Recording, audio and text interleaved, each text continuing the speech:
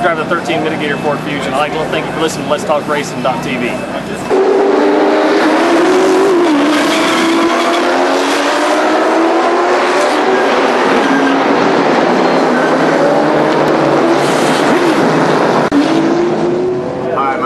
Jr., driver of the number 5 Kiker Motorsports Camry. Welcome to Let's Talk Racing TV.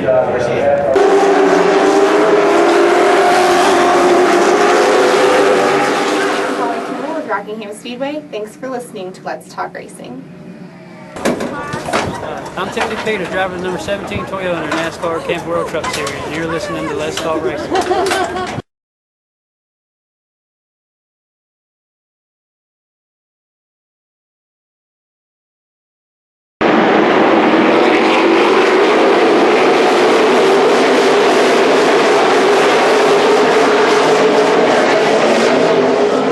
Hey guys, I'm Daytona 500 winner Trevor Bain, and thank you for watching Let's Talk Racing.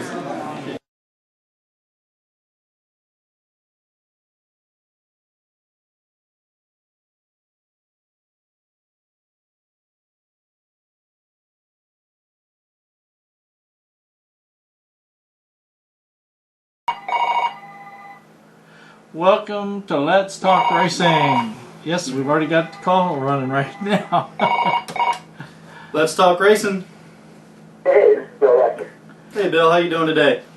I'm good. This is the right time, right? Yep, Yep, you're right on time. Just exactly on time. I was just taking and doing the intro for the show, and the phone started to ringing. All right, good deal. Yeah, you're much better at me. I'd have been about 10 minutes late. For the audience, we have Bill Lester on the line with us. You've got myself, Roger Brehm, Alan Scott, and our little man over here, Jay. Hey, we even can see him in the camera. All right. So, Bill, how did you get started in racing? Man, my father exposed me to it when I was 8 years old. He took me to a race, kind of like on a humbug, and because he knew I loved cars, and man, I was bitten by the bug hard. And it wasn't until many years after that I finally got a chance to do it. But, you know, leading into that was when I got my driver's license. It was the Fast and the Furious before it was a movie, and realized at that point, when I took myself for somebody else, I needed to take it to a track. So I got my rear end kicked for 4 years at engineering school, and after with that first paycheck, when I went into the industry at Hewlett Packard, I bought a race car. That's pretty interesting. So, who gave you your first break? Let's see. Probably my first significant break was Ed Renzi. He was former president and CEO of McDonald's. He gave me a test in a stock car, and that gave me my chance to start in the NASCAR. I was already road racing, but, you know, kind of struggling in that respect because I was kind of like a weekend warrior. I was continuing with the full-time job and trying to, you know, make racing happen as I could. But was fortunately put in touch with Ed, and Ed asked me if I'd ever driven a heavy car, and I said, well, what's a heavy car? And he said, a stock car. And I said, no, I've never done that. And he took me out to Anderson Speedway in Indiana and put me in a quarter-mile high-bank short track in an ARCA car, and he was impressed with what he saw, and that led me to my first Busch Grand National start, I guess nationwide start, back in 1999.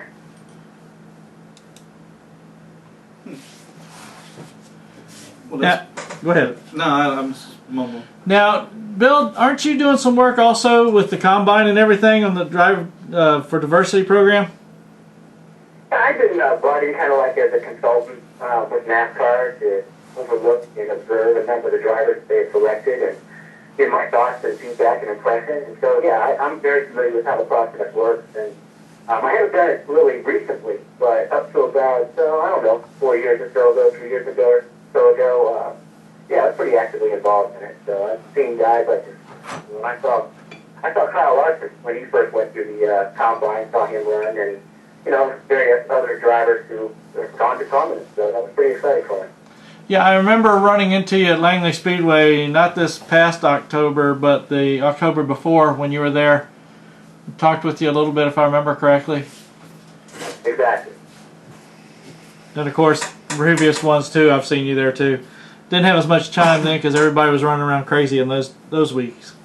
Yeah, no, I've been to South Boston as well and watched them when they had the combine there, and like I said, Langley when they moved it there. So no, I got to see the process in action, and it's nice that that program is, actually yields some return. Well, I mean, give us your thoughts. I mean, as far as with the Drive for Diversity program, we've seen Kyle Larson. He's doing very well coming from there. When do you think we're going to see one of the females be able to get as much spotlight and time as he has that's going through the diversity program? Shoot, I wish I had a Ouija board or, some way to be able to predict the future. But I thought you had that crystal ball hiding in the background there. yeah, it's in my back pocket. I don't really pull it out very often. So, no, I mean, there's really no telling.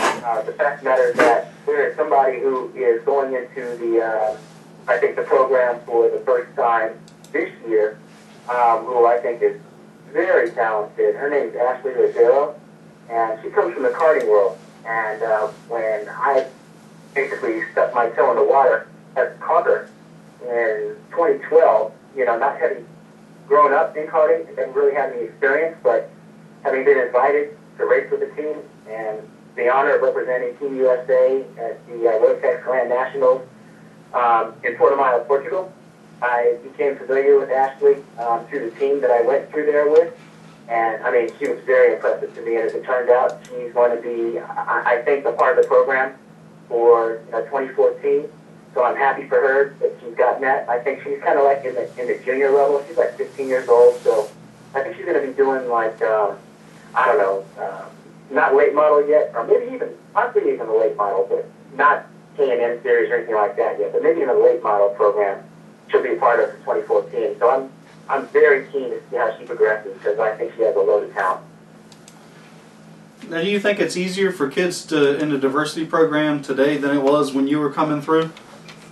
There's no question because, they're getting an opportunity that, a lot of people like myself did not have to be groomed at such a young age and to, fortunately, be provided equipment and guidance, counseling and leadership that they're going to be able to take advantage of that I did. I was feeling around in the dark when I came up. There was no established, protocol or system that to take advantage of, no programs such as the D4D program. So, for you to be able to nowadays take advantage of that is a huge leg up. Are you still racing today? No, I'm not. I've kind of, moved on. I kind of mess around, but, I'm not doing it on a professional level. So, now I'm kind of Mr. Mom. My sons are, I'm enjoying watching them, grow and mature. So I spent a lot of time on the road being away from them, and they're at a great age now where I'm enjoying, not necessarily having to run around dying for dollars and chasing sponsorship and dealing with the rigors of, being a professional race car driver. It's really difficult because nowadays I just hate to see how the whole sport has changed. Now you have to bring talent and a checkbook, and before it's mostly just bringing talent.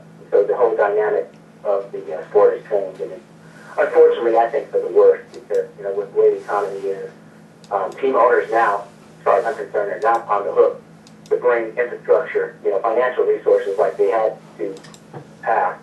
Now they just bring, the infrastructure from the mechanical standpoint or from the people and equipment standpoint, but the annual budget is typically brought by the driver. It's an unfortunate, set of circumstances, but it's kind of a sign of the time. Yeah, I totally agree with that. It does seem like today you got to have some sponsor in your back pocket or some type of resources because there's just the sponsorship dollars are just not out there like they were.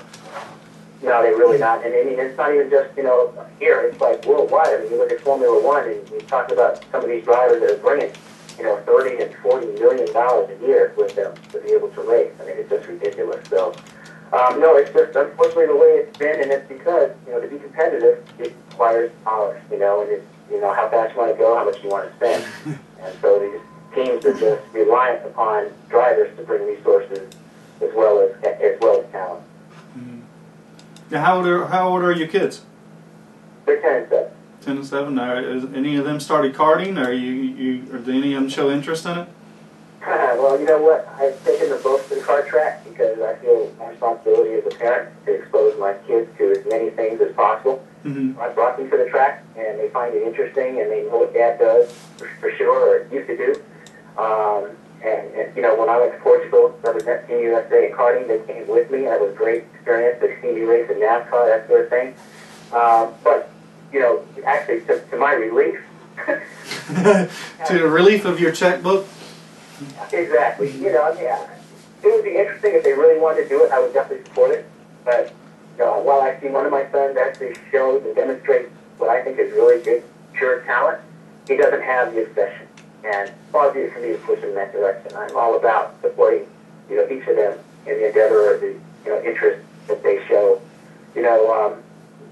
interest in. And so, my oldest is mostly interested in basketball, and so believe me, it's a whole lot easier buying some tennis shoes or some basketball shoes and some shorts than it is buying a car or tires or engines or whatever the case is. So, yeah, my father would leave. Yeah, one tire bill will just pay for that for his whole life and thereabout. Yeah, pretty much. Now, you talk about the expense of the sport. I mean, when you were racing compared to what it is now, it seems like it's like doubled or tripled for the financing that you need to run competitively.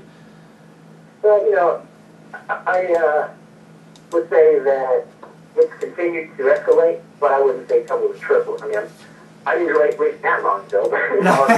When I was in like the... Now, you did say the Ouija board. Now, the Ouija board kind of shows your age. Well, I guess that's fair, huh? I stepped into that one, didn't you?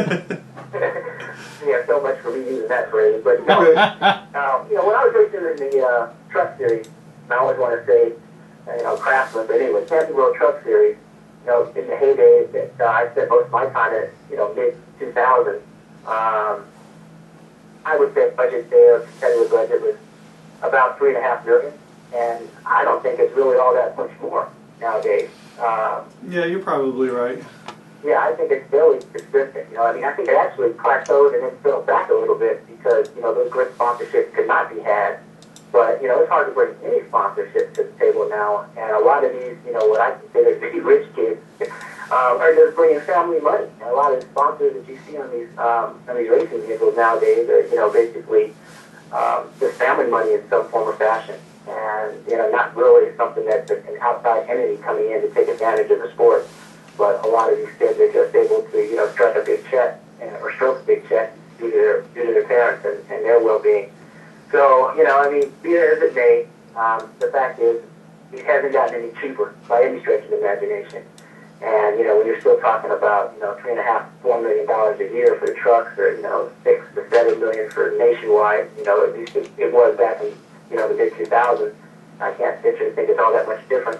That's a whole lot of money. It's hard for companies to justify that kind of spend these days, especially when you have basically kids that are coming up that don't have the track record that, the older veteran drivers used to bring. Mm-hmm. We're asking for that sponsorship, the championships that they had on significant levels. I mean, these kids are coming out of nowhere with a lot of experience, but nothing on a really prominent level. And so it's hard to get these Fortune 500 companies that, take a chance on some of these kids that are essentially unproven from a national standpoint. So, be it as it may, the fact of the matter is that the dynamic has changed, and I'm definitely not one of the bright-eyed, bushy-tailed, left-behind-the-ears drivers anymore. Right, yeah, because there is so many younger kids coming along, and it's kind of funny. I worked on late models for a while, and I just started driving, and I'll be 40 here soon.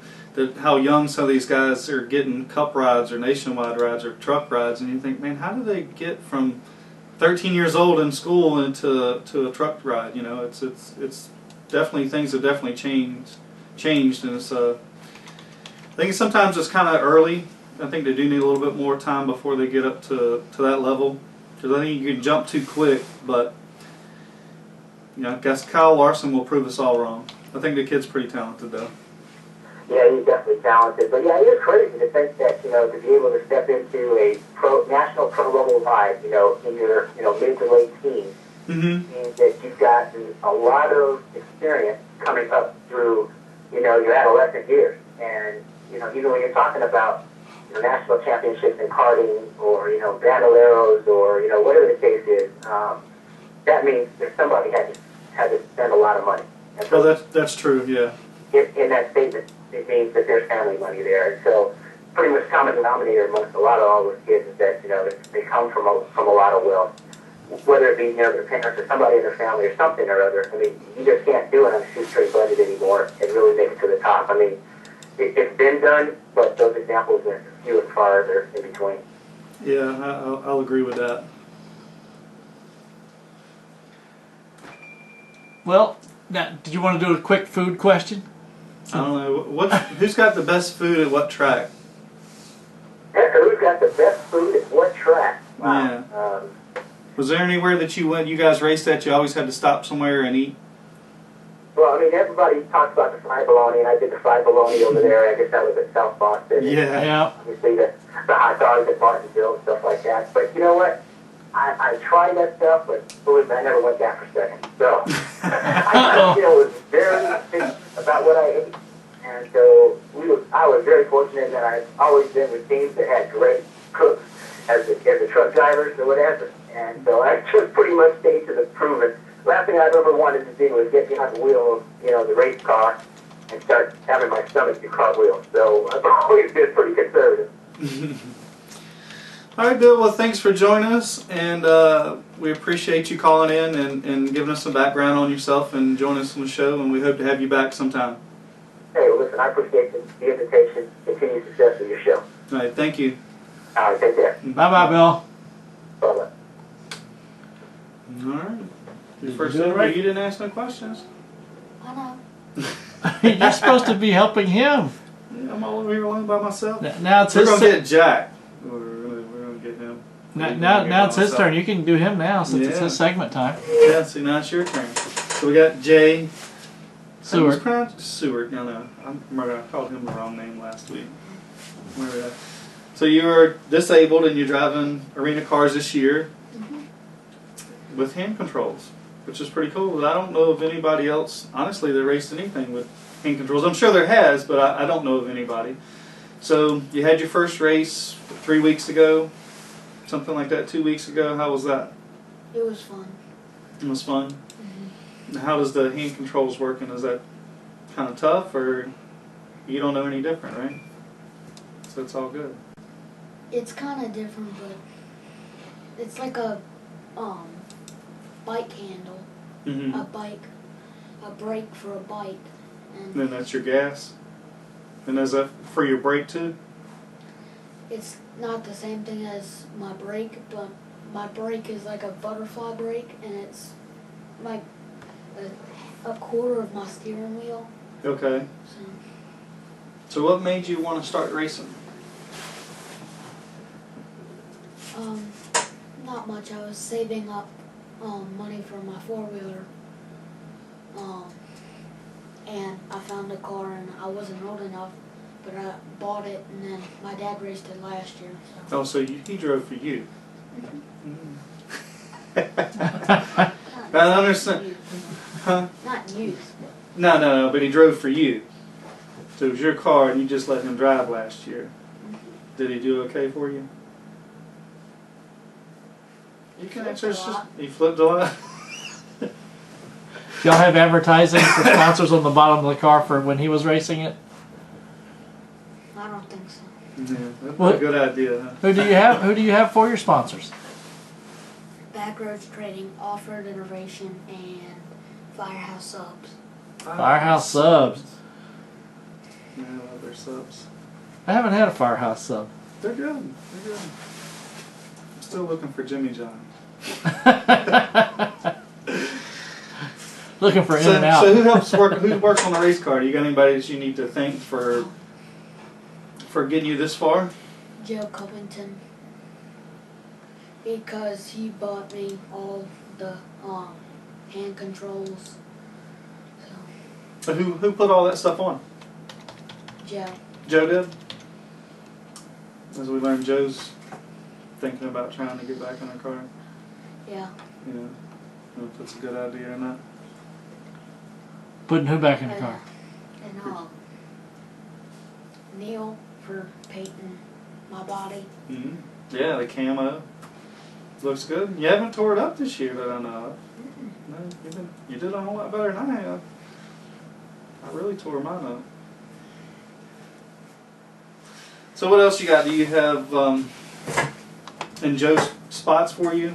You don't let your dad spot for you? No, I don't let my dad spot, but No, what do you let him do? fix my cars when I'm fixed. When I'm finished with practice. You let him push the car around? Well, that's nice of you. So you've done no other racing. This is your first thing of racing. Yep.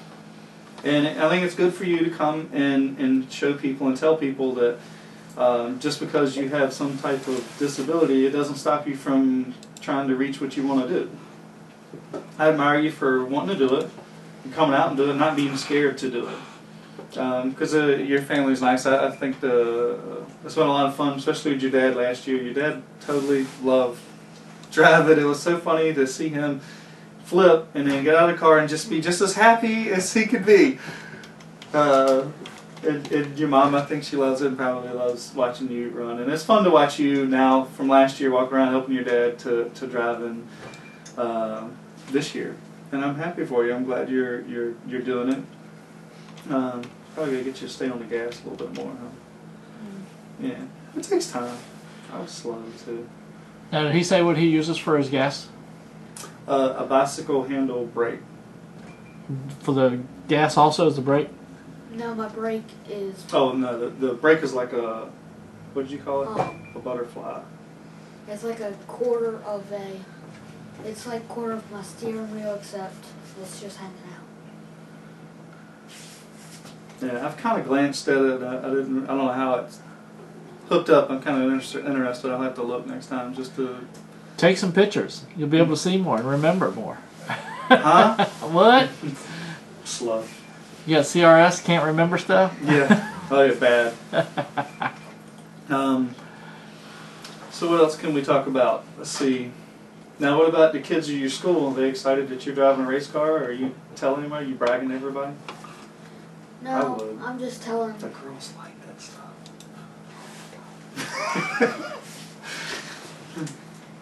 He's a race car driver. That's right. I've been telling some of my best friends there, but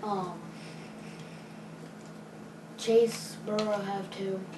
He goes to my school, and he's been talking about it a lot too. Oh yeah. Are you gonna bring any of them to the track with you, or does anybody that you know come to the racetrack? One that I saw. One that you saw. So what else have we got? What else can we talk about? Do you envision yourself racing further up the racing ladder, so to speak? What are your dreams? I know you're a little young thing, but everybody's got places they want to go and timelines they want to try to get involved with. Got any ideas on that so far? Probably, just racing, and Race whatever you can put your feet and hands around and just rock and roll. Here's a good one for you. I know it's only been a short period of time. Do you have any embarrassing moments in the race other than when you've gotten a wreck and turned upside down? Did you like get out of the car and it was still in he gear? hasn't turned upside down yet. He hasn't turned upside down yet? Yeah. Yet. It's not. It is arena racing. It's not if. It's when. Yeah, that's not too bad. Who hasn't been turned upside down? He's about the only one I would hear of then. You don't flip them quite. Usually it's just certain people that flip a lot, for the most part. Your dad did a good job. So what are you racing for? Is there a particular thing you're racing for? to show other kids like me that if they put their mind to anything, that they can do anything. That's great. Is there like any type of foundation that you're trying to bring awareness to? And most everybody else, it seems like somebody's got something along those lines that they're trying to relate to. I know for us, we have the Zims Foundation, which is MS, and Ryan Zimmerman, that's his foundation, which is the third baseman for the Nationals, and there it is. What's the foundation? HSP Foundation.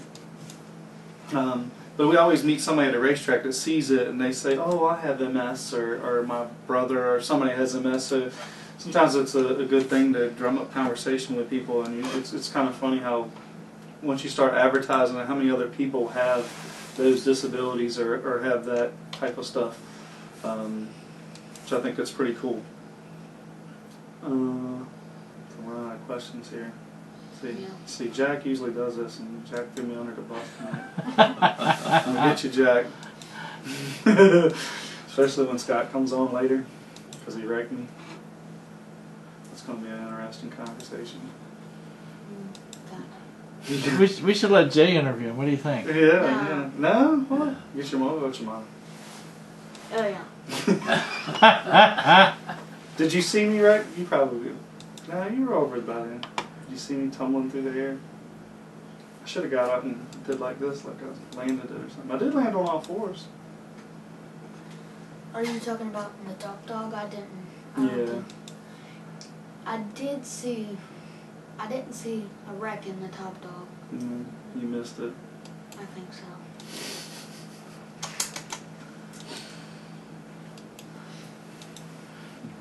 Who's the driver you look up to? Dale Earnhardt Jr. You could have said me. Is that fishing or what? Dale Earnhardt Jr., huh? What makes you? What made you pick Dale Earnhardt Jr.? Because this Budweiser used to be sponsored by Budweiser. You don't drink Budweiser, do you? I'm 9.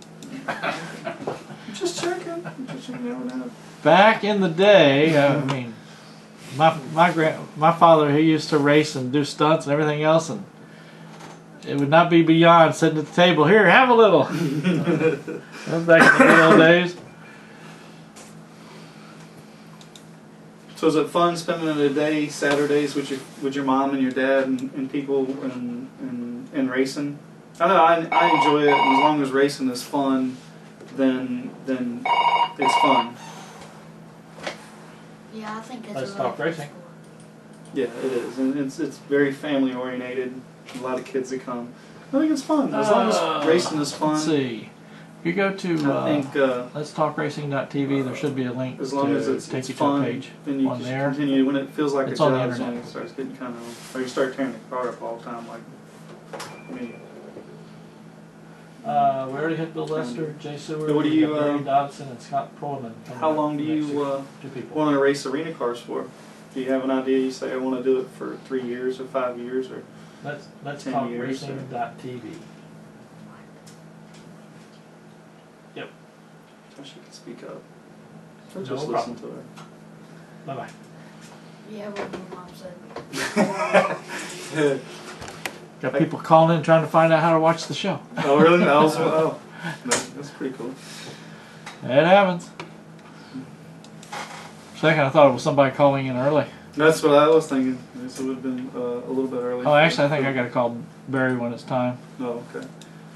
Said he was having a problem with his It's fun. trying to call in. But hey, what can we say? Who on the racing, when you're racing against people, who do you feel you're most comfortable racing with or around at the track? That's And a then hard come question. back with who do you hate to race around with? That's a hard question. You find somebody has a tendency to try to bump into you more often than others? No. Is it, I don't think there's an answer for that. I just got to This- think fun of it. is there anybody that, let me think how to say this. Now, do you get along with everybody you race with? Do you guys have a good? It seems like a good little camaraderie between everybody. Cool. Yeah, I think so.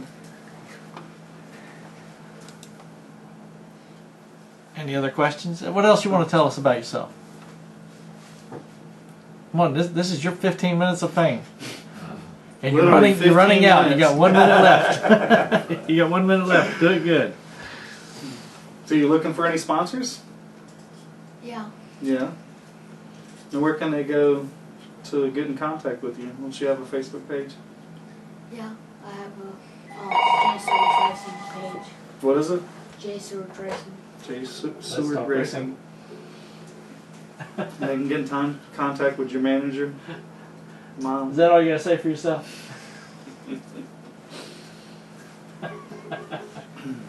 Let's go. Are you going to ask some questions for the next couple Yeah, of I'm minutes? getting ready to in just a second. I've been texting him. I was going to call you on another phone No, line and why? then put you in. What about I can do it Scott? the other You way. can ask Scott Prillaman. All right, let me give you another number to When call. does he decide just to wreck somebody? Oh, No, wait, don't get in the middle of them too. I think it's 757 806 7223. No, I'm gonna I think let that's you what it is. talk to Scott. Oh yeah, oh, yeah, I'm gonna have to. That's gonna be interesting. Hey, I'll just call you. No, that's not- It probably will be a little bit. I'm gonna ask him that too. Oh, now you're going to do this to me. But wait. Hold on. Go ahead. So you can know what he's doing over there. All right. Ah. So whose idea was it for the camo paint scheme? I was thinking about a blue car Mm-hmm. because I didn't know anything else. But Neil Poitras, he said that he can paint it camouflage, so I said, why not? Okay. You got the only camo car out there. If you got caller ID, you'll know what the number is next time. um, All right. Hang on a second for me. just had something, I just lost it. Why are you laughing at me for? If you want to, you can push the line. Or hang on, let me. Yep. Yeah, Who? go. Is this Barry? No, that's Jack. Oh. Actually, let me see how I want to do this. I need to pull up Barry's number here real quick. Put them both on hold and then get them tagged up together. This will be funny. I'm gonna give Jack a hard time.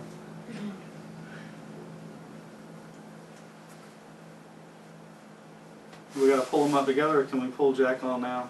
You can pull Jack on now. I'll just take him. No, I'm gonna pull Jack. Jack, Yes. welcome to Let's Talk Racing. Hey, it's good to be on Let's Talk Racing. You know, I was thinking when I learned that you weren't going to be here today, that was pretty nice of you. Well,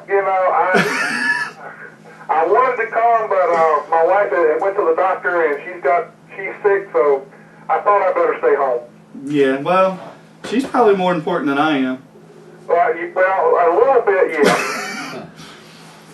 But Jack, we got a young guy here, Jay, and he races arena cars with hand controls. Well, I heard it. Yeah, I saw where you said you were going to have him on. Yeah. That's got to be interesting to do. Yeah, I don't know. Maybe I should just take his car for a ride. I bet it's a lot Nope. harder. No. Nope. I'll do better than your dad did. Nope. He's not going to let me get in it. No, don't take his car for a ride because he don't need it to be upside down. Now, are you going to stay on when we talk to Scott so you can referee? Well, probably not. You're just going to sit back and laugh. Yeah, I'm going to sit back and laugh and watch this one because that's going to be good. And I still haven't told him you were going to be on there yet, so, you know.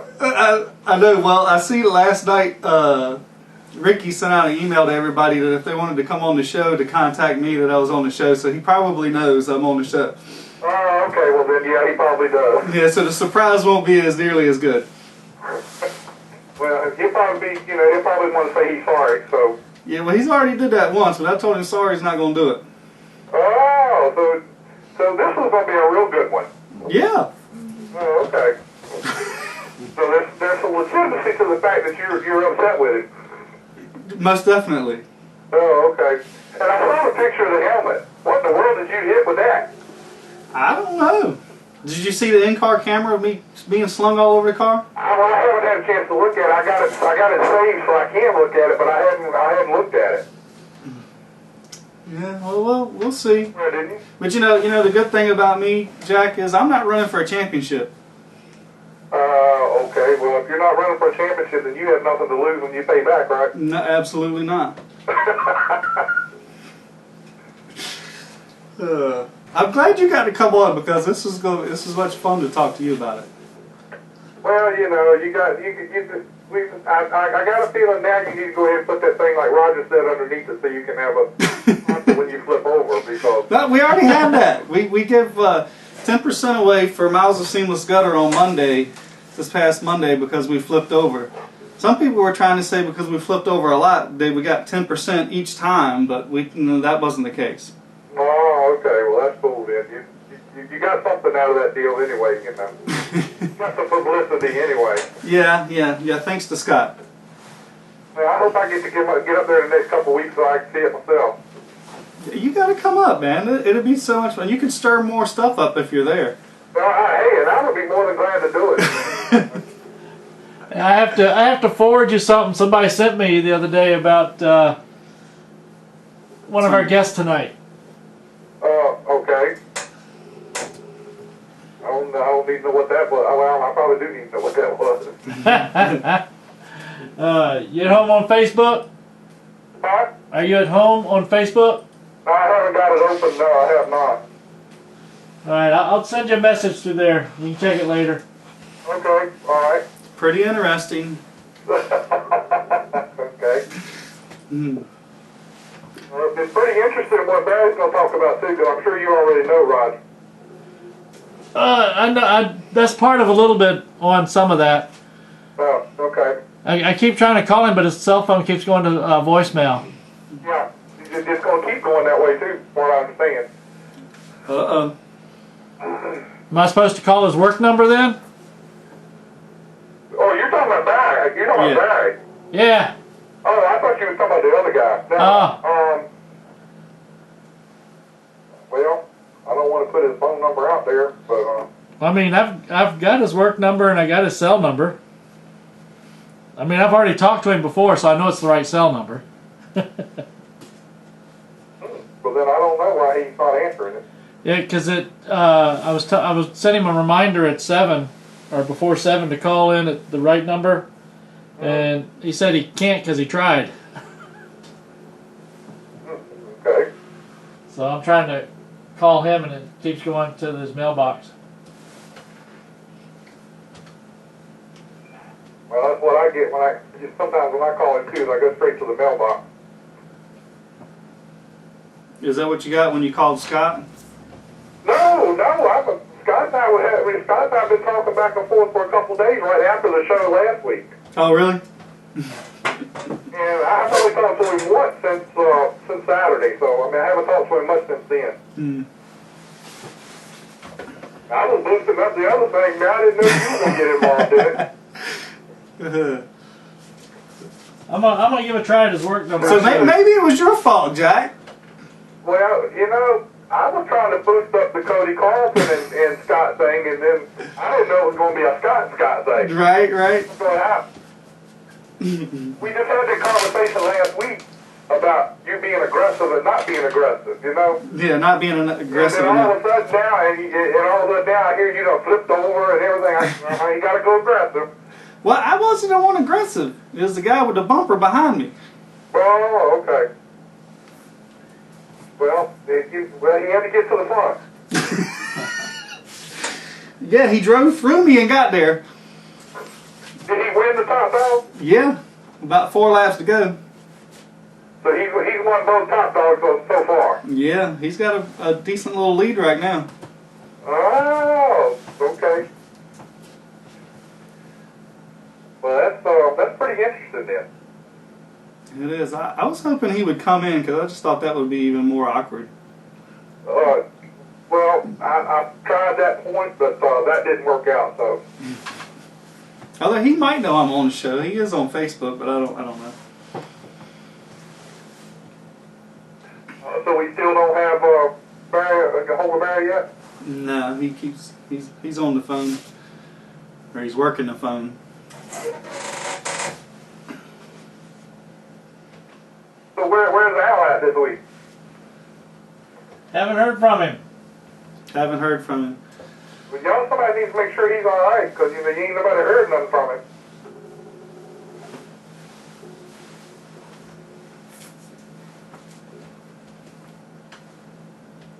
So what else happened up at the arena races since I'm sitting here waiting? Well, we qualified for the A main. We ran 6 in there. The track is like really, it's terrible, honestly. It's like the new Bristol, Jack. It's like you can only run on the top side. I don't care how much faster you are than the car in front of you. You just can't get to the bottom and make a pass. I mean, it's just like the new Bristol. They soften the tires up, and it's just you can't pass. It's like as soon as we get out single file, you just can't hardly pass unless a caution comes out, and you just hope you're on the outside lane. Well, and I guess if you get behind somebody, you just got to move them out of the way. You know. That's what it's. That's my senses after this weekend. Happened to be in the way last time, so moved out of the way. Apparently, I wasn't just moved out of the way. I about went outside the racetrack. I mean, it won't just just a little flip over. I mean, this was like Daytona, flip over. Wow. Well, Did you just roll once, or? Honestly, I don't even know, because I just seen the racetrack rolling by the windshield, and I mean, it happens, so fast that I landed on all fours and actually drove it back to in the pits and just parked it. It bent the rear clip. I mean, it was a pretty big. Well, you could probably take out a fork and just tweak it back to small. No, these things are pretty tough. Oh man, I'm still striking out over here with Barry.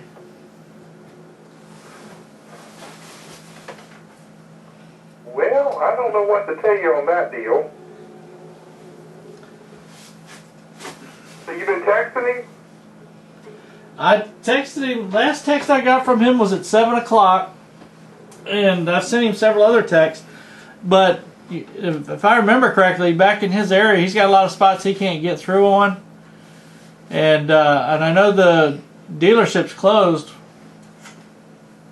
Yeah, it is. Since tomorrow's Turkey Day. By the way, everybody's listening. Happy Thanksgiving tomorrow. Happy Thanksgiving. What about you? And for those that don't celebrate Thanksgiving, have a happy holiday either way. See this belly? I celebrate Thanksgiving.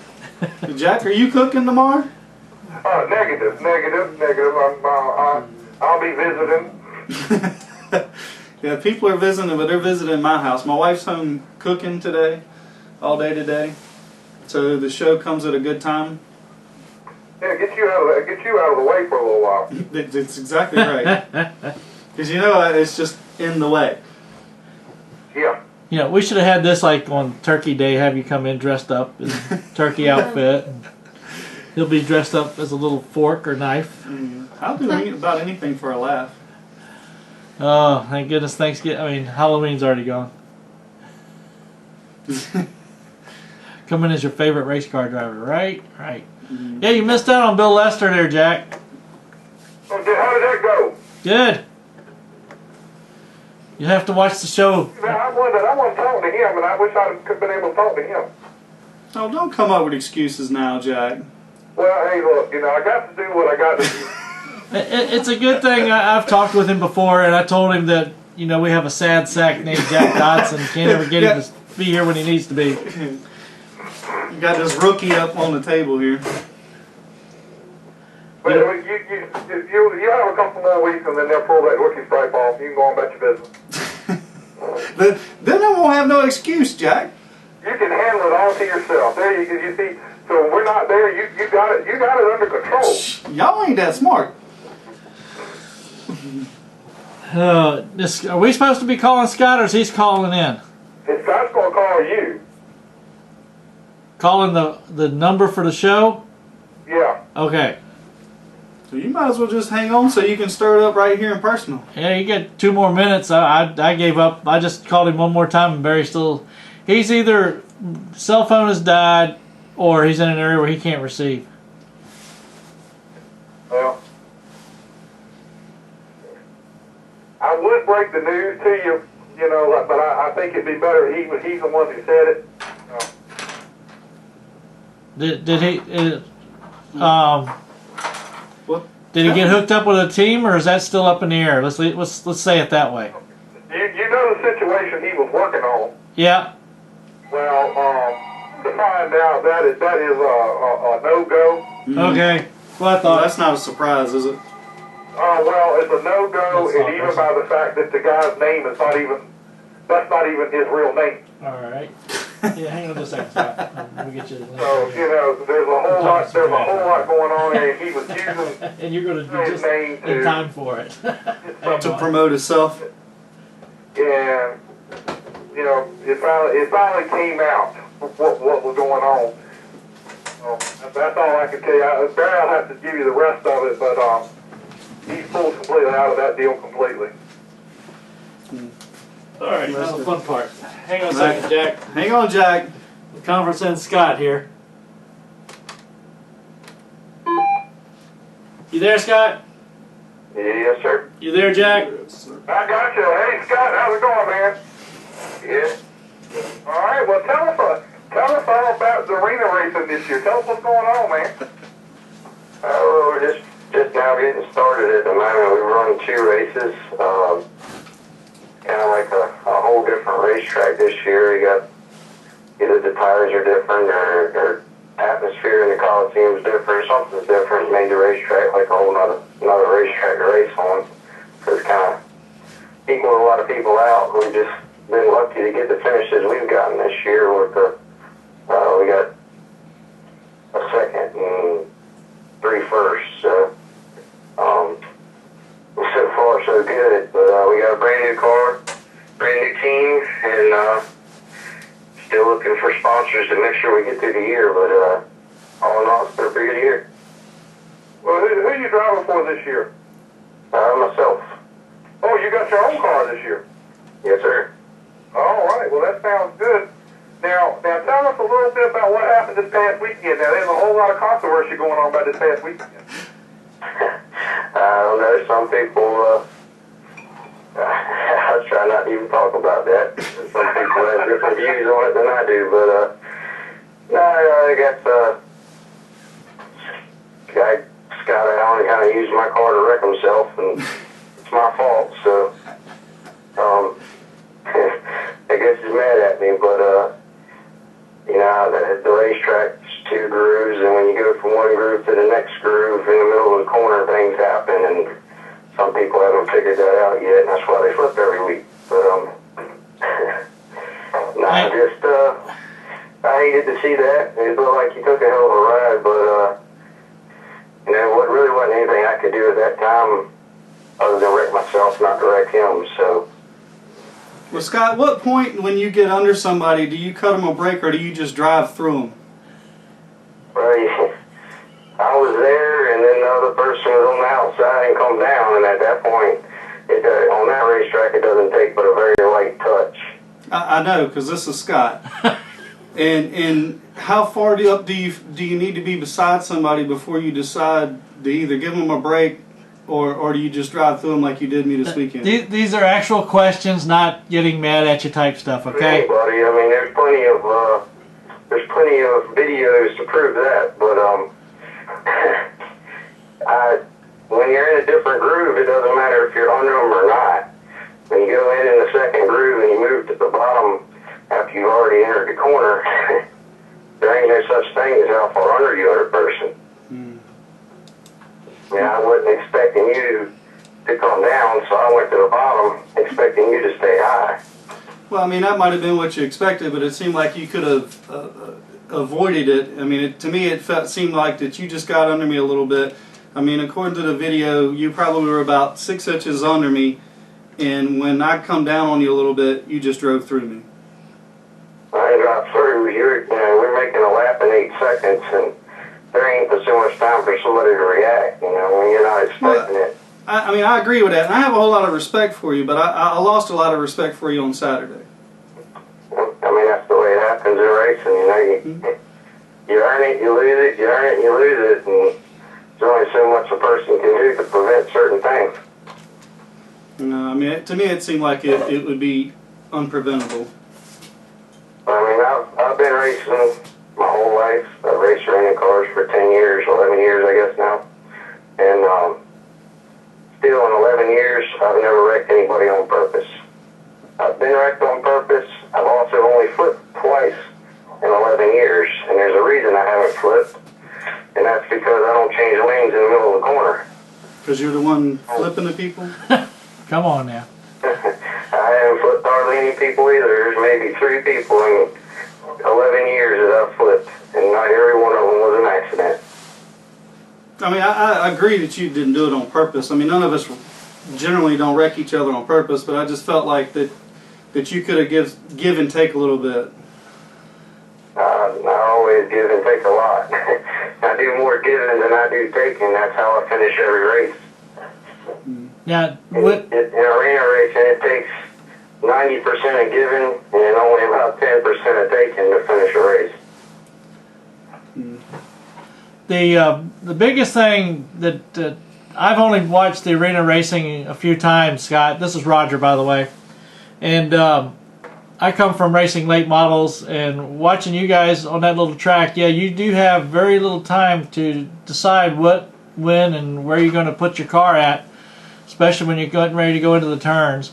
And as lightweight as those things are, and I saw how easy they were to turn around, I mean, it's like when you hear them talking about the cup racing and they get going so fast down the straightaway going in the turn, and they're so out of balance and on the edge that all you can do is the pressure of actually leaning against a car, a person standing and leaning against it, could actually throw the car out of kilter. And from looks the way the arena cars are, it seems to be just about close to that, even though you're not at that high a speed. Yeah, it's in the arena cars, as far as flipping them, it doesn't, you could literally probably pick one up with one finger in the middle of the corner and flip it. You know, if you touch the left rear corner, it's, I mean, it doesn't take much at all to flip one, even on your own.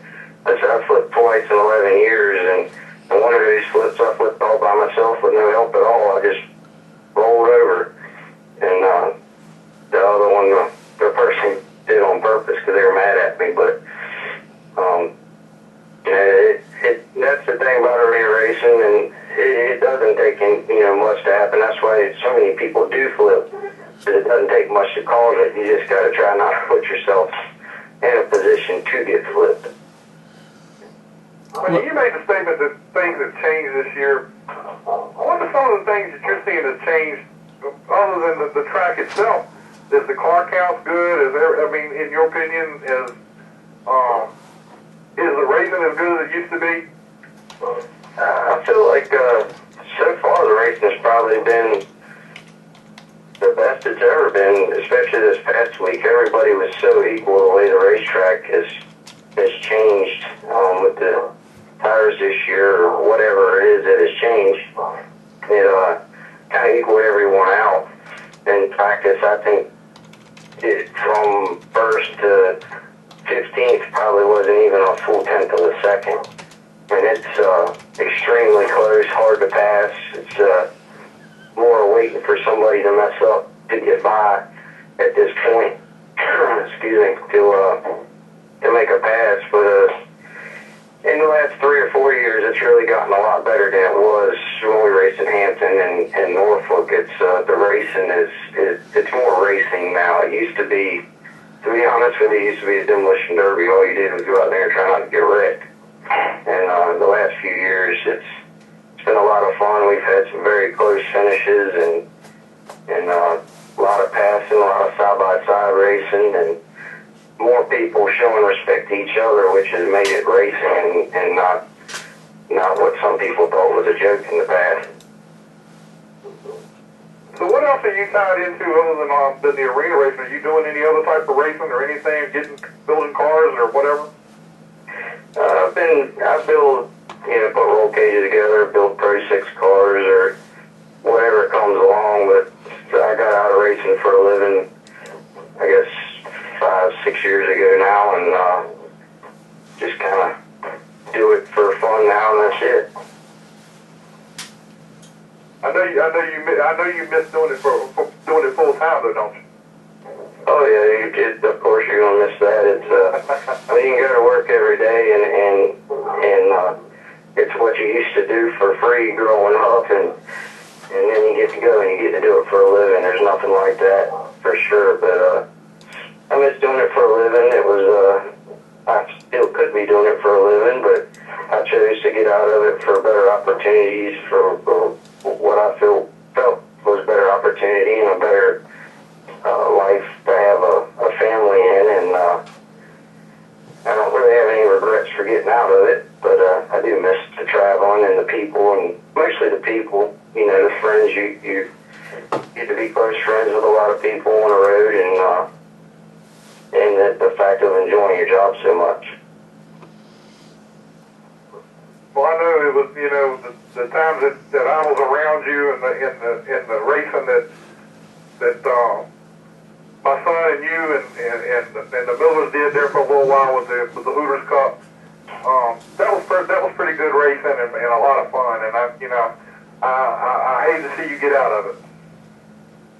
Yeah, it was a lot of fun. Mr. Miller gave me an opportunity to go to work for him, you know, at his company and get out of racing, and for what we thought was going to be a better career change in the future for me. But in the end, it all worked out. I got 3 great kids and a wife that I get to spend more time with than I would if I was in racing, and I enjoy spending the time with my family that I wouldn't get to spend if I still did racing for a living. And but I do miss the traveling, and I do miss the people, and the challenge of trying to figure out how to make the car go fast is always something that I've enjoyed, and that's kind of what I'm going to enjoy this year with the arena racing, is with the track being different. I'm in the garage right now changing the whole setup and everything on the car to meet what the track has become this year, and what I hope is going to meet what the track has become. But that's part of the thing in racing, is you can't slow down on it. If you're going to stay on top, you got to keep working, keep thinking, keep coming up with better ideas to get faster, and that's my favorite part about racing, is the thinking part of it. Do you think the bottom groove is going to come into the racetrack? I can't say that it's going to come in. I think in the top, by the end of the top dog, the top groove was even getting to the point where it was kind of like the bottom, where there's so much rubber on the racetrack that the cars were getting tight. So I think I'm planning on running the bottom the next race. I'm trying to change the car, to set up on the car to run the bottom, with hopes that I can figure it out before anyone else can, as far as being able to run around the bottom. But I feel like somebody's going to figure out how to get around the bottom of the racetrack in the next couple races, and that's going to be the person that's going to kill us all. Yeah, I'll agree with that.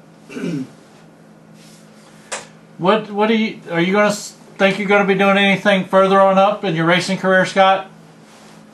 I mean, I'd always like to think that there's, you know, a chance for me to. I've raced everything from late models to U cars, and just anything that runs at your local track, I've driven it. But I'm just a poor guy with not many sponsors and no experience and no contacts of people to give good sponsorship to me to allow me to run in any other series other than the arena cars.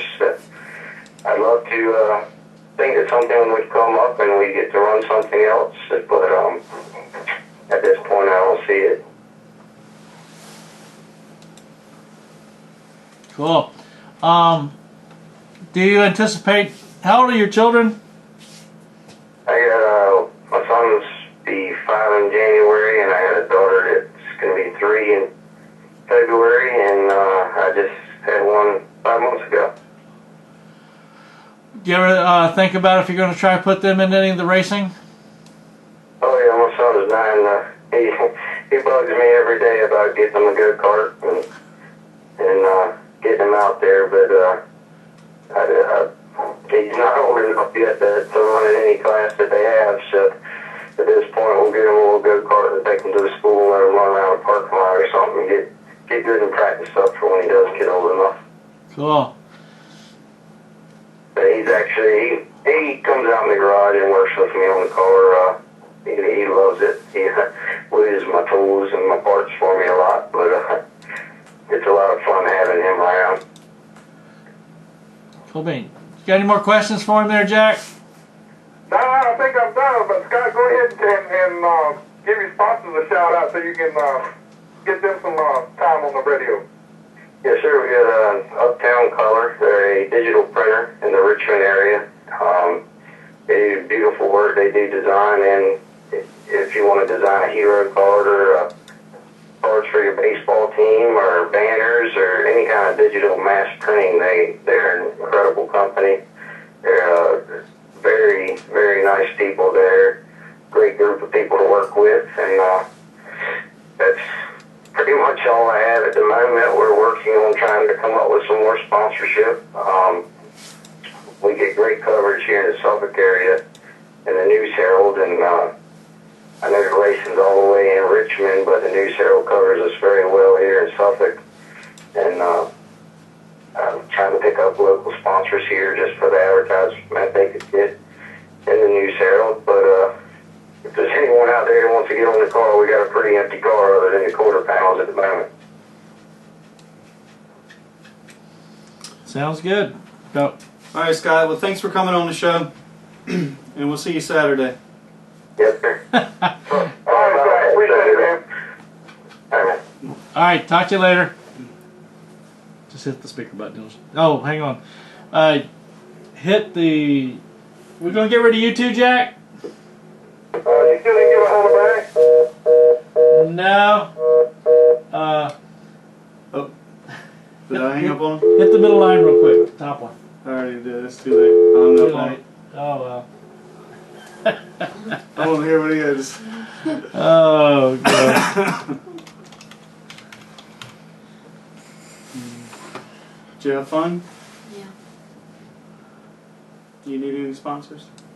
Yeah. Yeah. So if anybody's got any money, right? They'll take anything. You'll take more money. OPM, other people's money. There you go. Well, I'm going to give one more try. See if I can get through. Barry's going to come set the record straight.